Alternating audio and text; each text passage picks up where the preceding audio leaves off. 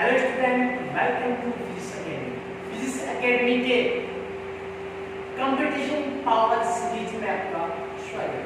मैंने आपको बताया था एक लेक्चर में कि मैंने न्यूमेरिकल्स के लिए दो प्लेलिस्ट को बनाया है। एक प्लेलिस्ट न्यूमेरिकल पावर सीरीज है जिसमें आरबीएससी एनसीईआरटी के लिए कंपटीशन पावर सीरीज है जिसमें कंपटीशन नीट आईआईटीजी के न्यूमेरिकल अपलोड किए जाएंगे। ओके, तो इस कंपटीशन पावर सीरीज में आपका स्वागत है। सबसे पहला क्वेश्चन इलेक्ट्रोस्टैटिक्स से इसकी स्टार्ट हो रही है। तो सबसे पहला क्वेश्चन है वो देख रहे हैं बच्चे किसे एक इलेक्ट्रॉन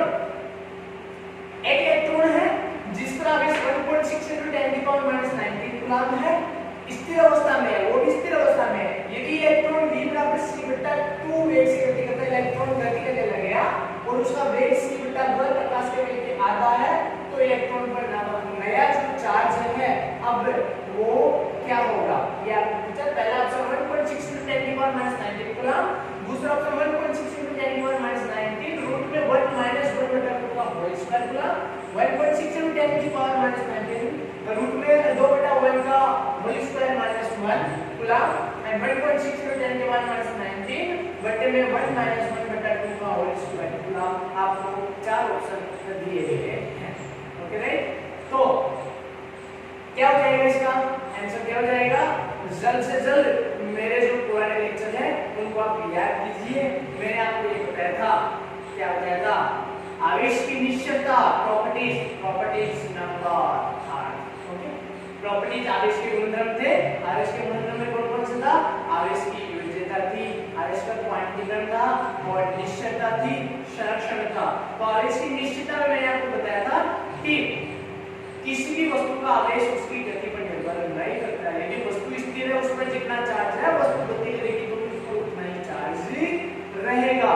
यहाँ मैंने आपको बताया था कि जो विशिष्ट आवेश है वो जरूर गति पर निर्भर करता है। विशिष्ट आवेश क्या होता है?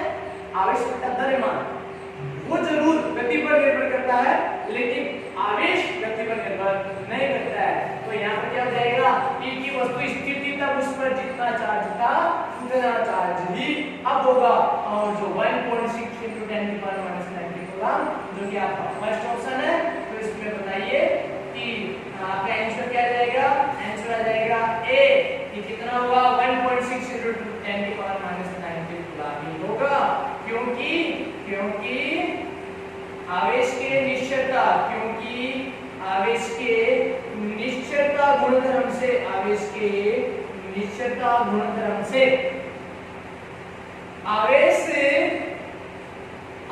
गति पर निर्भर नहीं करता है। आवेश गति पर निर्भर नहीं करता है।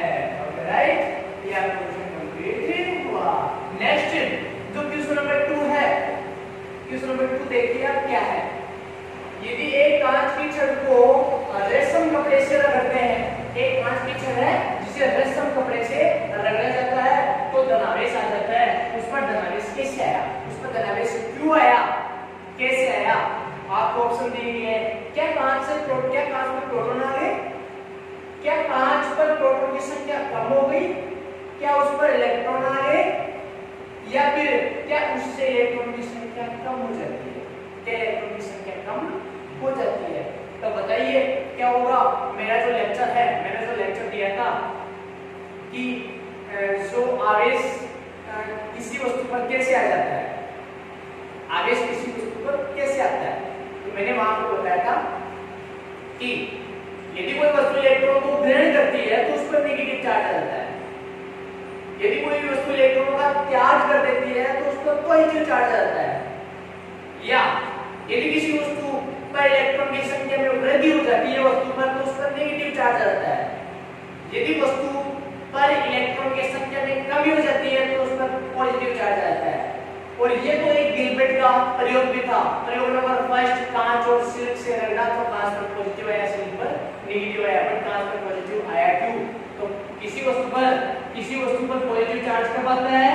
किसी वस्तु पर धनावेश उस वस्तु पर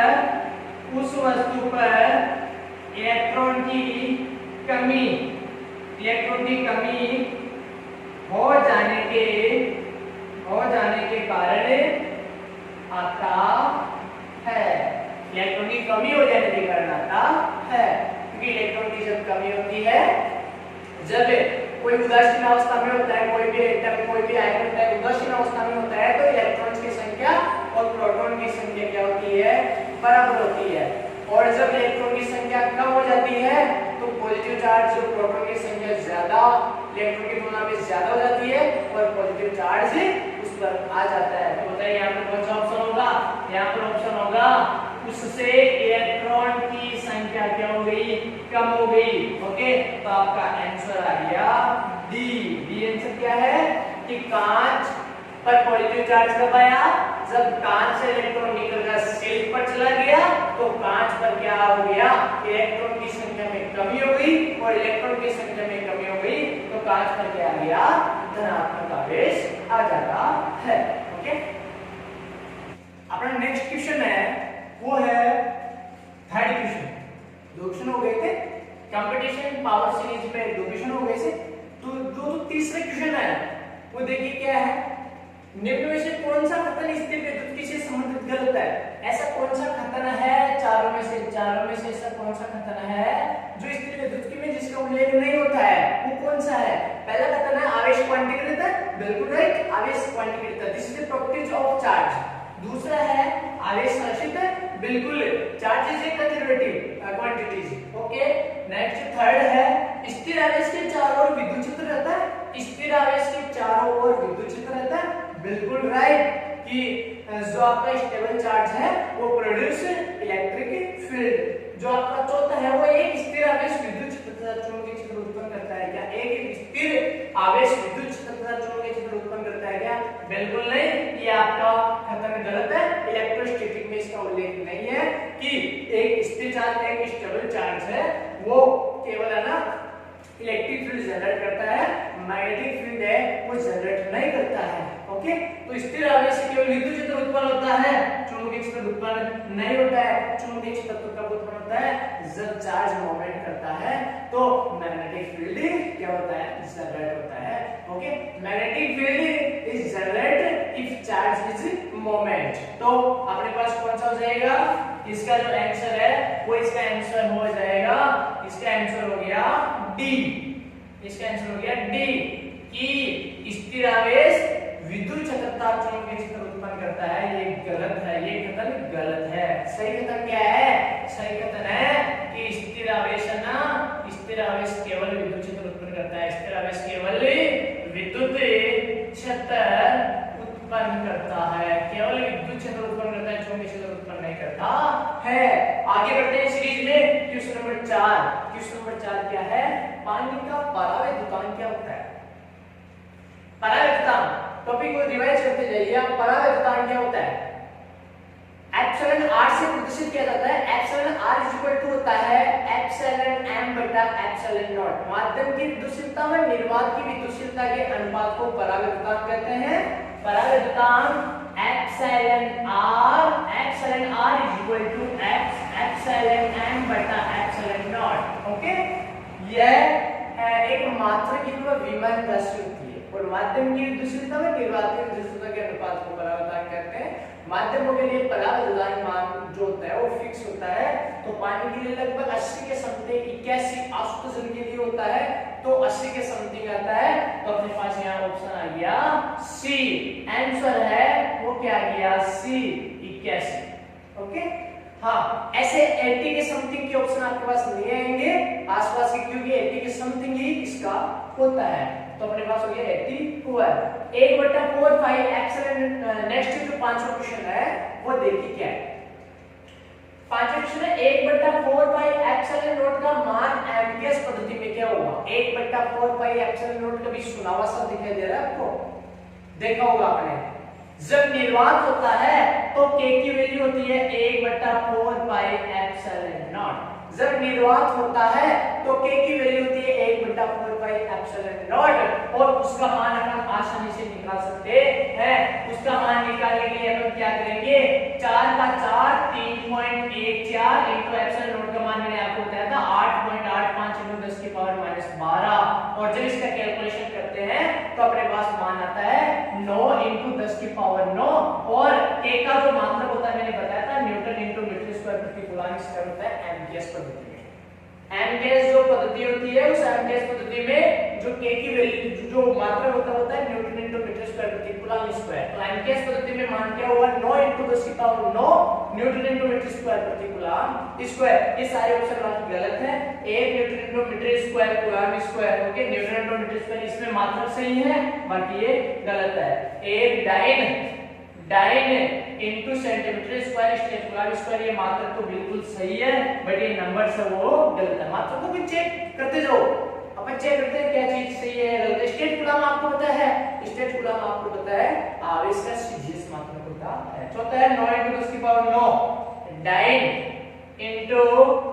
डाइन इनटू क्या किया सेंटीमीटर स्क्वायर स्टेट कूलम तो न्यूटन ये तो आ गया डाइन में ये भी सीजीएस ये भी सीजीएस ये भी सीजीएस मात्रा इसका बिल्कुल सही है बट इसका मैग्नीट्यूड गलत है 9 × 10 की पावर 9 होता है। तो एमकेएस में मात्रक होता है 9 × 10 की पावर 9 न्यूटन × मीटर स्क्वायर प्रति कूलम स्क्वायर। नेक्स्ट अपना जो क्वेश्चन है क्वेश्चन नंबर 6। क्वेश्चन नंबर 6 है एक स्थिर विद्युत आवेश देता है जब चार्ज स्टेबल होता है तो वो क्या देता है क्या इफेक्ट वो जनरेट करता है।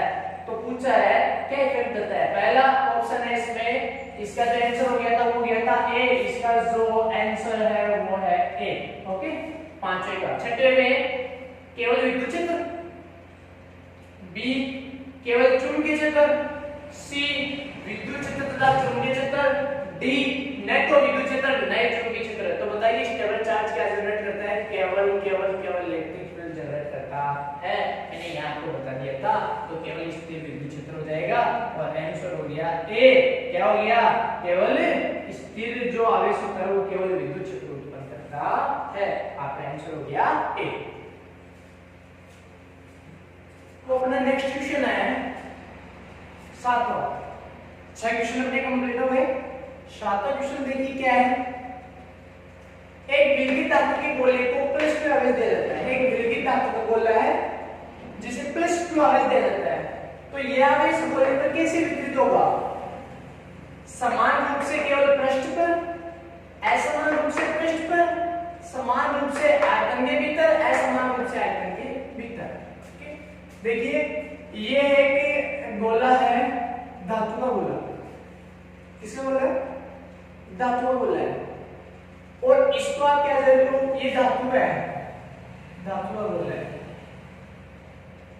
चालक होता है धातु का गोला क्या होता है चालक। और जब किसी चालक को चार्ज दिया जाता है तो चार्ज क्या होता है प्रतिकर्षण के कारण जितना हो सके उतनी दूरी बनाए हुए रखना चाहते हैं। तो कहां यदि चार्ज दोगे तो चार्ज कहां रुकेगा केवल इसकी सतह पर रुकेगा केवल इसकी सतह पर रुक जाएगा चार्ज सतह पर। क्यों मैंने आपको बोल दिया धातु गोला है। धातु गोला मतलब क्या होता है चालक गोला है। धातु गोला मतलब क्या होता है चालक गोला होता है। और जब इसे प्लस q आवेश दोगे आप तो प्लस q आवेश दोगे तो जब किसी चालक को चार्ज दिया जाता है तो वह चार्ज जितना हो सके अधिकतम दूरी बनाते हुए उसकी पृष्ठीय सतह पर क्या हो जाते हैं वितरित हो जाते हैं और समान रूप से होते हैं। आवेश का सतत वितरण चालक पर जब चार्ज देते हैं तो आवेश का सतत वितरण होता है ओके राइट। तो सतत वितरण समान रूप से केवल पृष्ठ पर क्या हो जाएगा आंसर इसका क्या हो गया ए हो गया कि चालक पर चार्ज दिया जाता है तो आवेश का सतत रूप से समान रूप से उसकी पृष्ठ पर वितरण हो जाता है। नेक्स्ट क्वेश्चन है 8वां।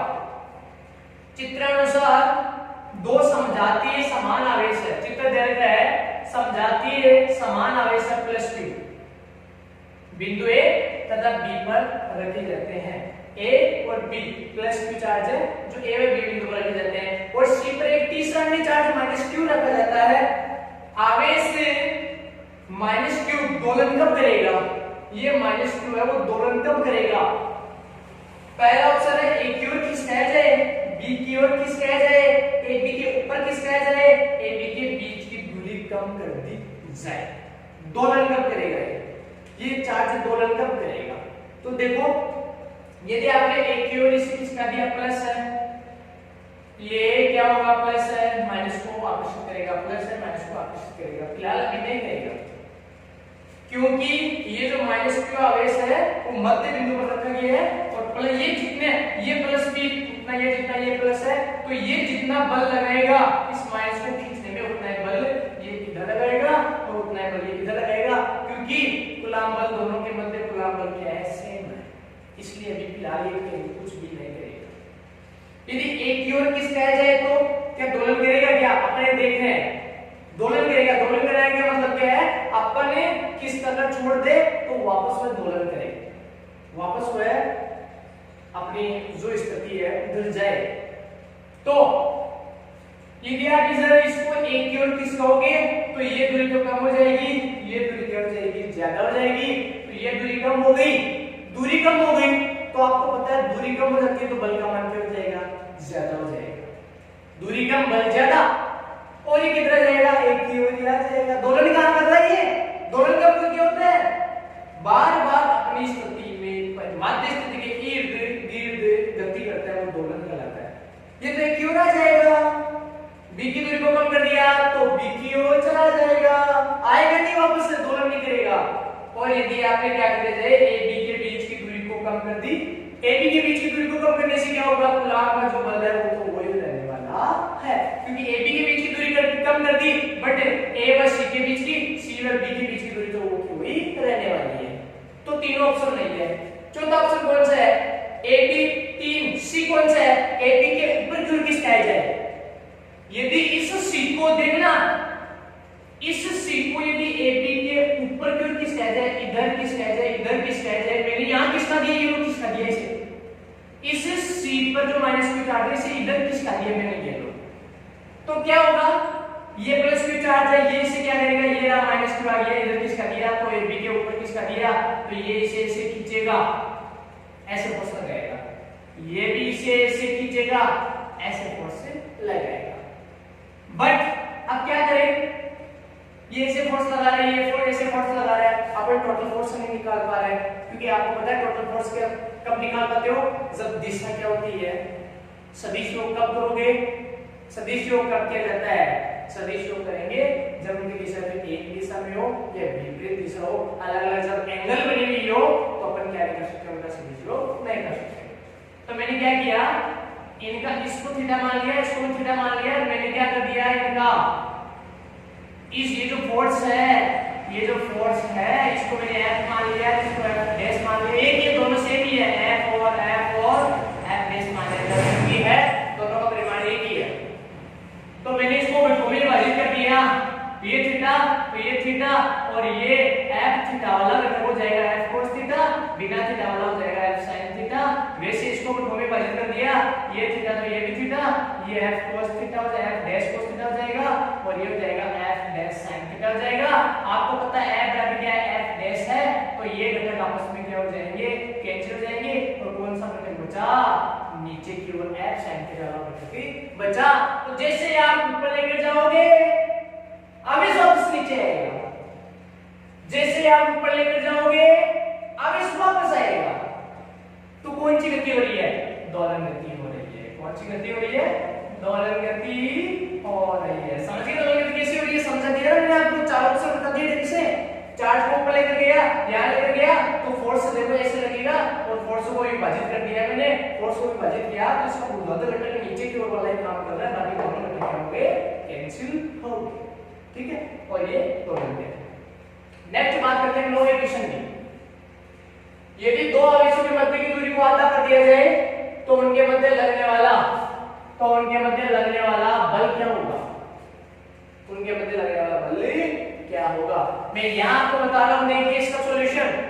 आपको पता है कूलम्ब का नियम क्या था, K Q1 Q2 में R स्क्वायर, मतलब कूलम्ब का नियम है ना, कूलम्ब का जो बल है वो दूरी के वर्ग के क्या होता है, दूरी के वर्ग के व्युत्क्रमानुपाती होता है, दूरी के वर्ग के क्या होता है, व्युत्क्रमानुपाती होता है। तो बताइए आपने दूरी को कितना कर दिया, आधा कर दिया, दूरी को आपने क्या कर दिया, आधा कर दिया, दूरी को आधा करना तो a/2 का स्क्वायर, a/2 का स्क्वायर 4, 4 5 आ जाएगा, a/2 का स्क्वायर 4 आ जाएगा, ऊपर चला जाएगा और ये क्या हो जाएगा 4 गुना हो जाएगा। बल क्या हो जाएगा 4 गुना।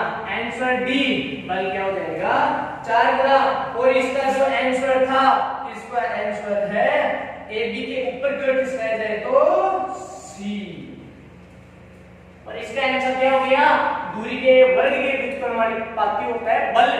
तो दूरी को आपने 1/2 कर दिया तो उसका वर्ग 1/4, 4 ऊपर चला जाएगा, बल 4 गुना हो जाएगा। क्वेश्चन नंबर 10, निर्वात में स्थित दो बिंदुत आवेशों के मध्य जो कार्यरत बल है 15 न्यूटन है। निर्वात में दो आवेशों के मध्य बल है जो कि 15 न्यूटन है। यदि तांबे की प्लेट रख दी, ये दो चार्ज Q1 और ये रहा Q2 और दोनों के बीच में आपने क्या रख दिया, तांबा रख दिया। तांबा आपको पता है धातु होता है। तो अब नया बल क्या होगा, मैंने आपको एक बात बताई थी कि जो माध्य में बल होता है वो निर्वात में बल बटा एप्सिलॉन आर होता है। आपने पढ़ा होगा लेक्चर, याद आपको कि माध्य में बल होता है वो निर्वात में बल का एप्सिलॉन आर बटे में होता है। तो बताइए धातु, धातु बताइए, धातु तांबा रख दिया, तांबा एक धातु है, धातु के लिए परावर्तन का मान कितना होता है, अनंत होता है। अनंत का भाग दिया तो 0 आया और इसका आंसर आ गया a 0। इसका आंसर आ गया a 0। आपने धातु रख दिया था, मैंने वाले लेक्चर में भी बता दिया था कि यदि धातु रख दिया जाता है तो माध्य में बल का मान कितना होता है, 0 हो सकता है। अब धातु के लिए तांबा कोई सा भी आ सकता है।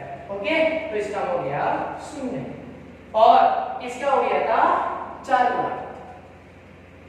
ओके स्टूडेंट, तो जो नीट और आईआईटी के स्टूडेंट हैं उनके लिए मैंने एक प्लेलिस्ट बना दी है। उस प्लेलिस्ट का नाम है कंपटीशन पावर सीरीज न्यूमेरिकल गुरु श्याम सर। तो आप अच्छी प्रिपरेशन के लिए इस प्लेलिस्ट को देख सकते हो जो मैंने बनाई है। और कोई भी यदि डाउट हो तो आप कमेंट बॉक्स में जरूर लिखिएगा। ओके, और ज्यादा से ज्यादा इस चैनल को सब्सक्राइब करें ताकि इस जो नीट और